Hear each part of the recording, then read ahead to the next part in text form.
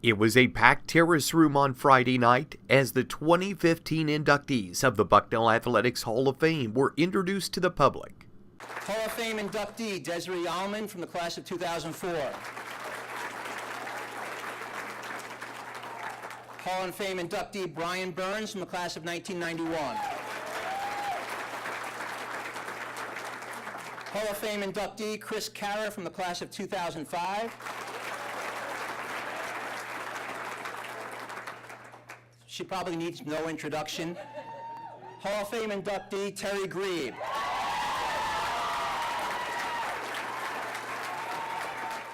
Before members of the 37th Hall of Fame class could receive their accolades, though, some very special people first received some special recognition.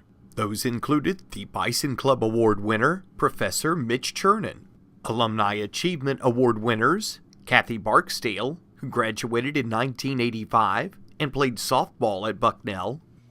In my view, it is as important for us to sustain and grow our athletic program here as it is to ensure a leading-edge academic experience. And former wrestler and 1962 grad Bill Graham. In addition to building my confidence, wrestling helped me to develop my drive, perseverance, and persistence. I learned not to be satisfied with being number 2, but always strive to be number 1. But the evening's highlights continued with the introduction of the inductees. 2004 graduate and women's basketball star Desiree Allman was first to the podium.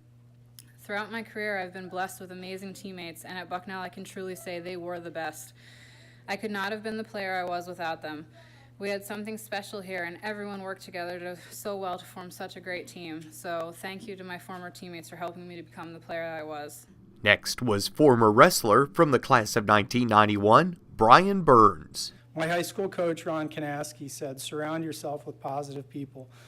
I've certainly been surrounded by positive people, starting at home with my parents and family, and having been very lucky to have been surrounded by positive people my whole life. Chris Kara, who graduated in 2005, became the 13th individual associated with the men's lacrosse program to be inducted into the Hall of Fame.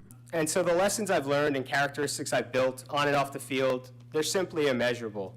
Leadership, discipline, persistence, work ethic, that never give up mentality, and I think most importantly, teamwork are some of the qualities that were taught on the lacrosse field and have really carried over to my life today.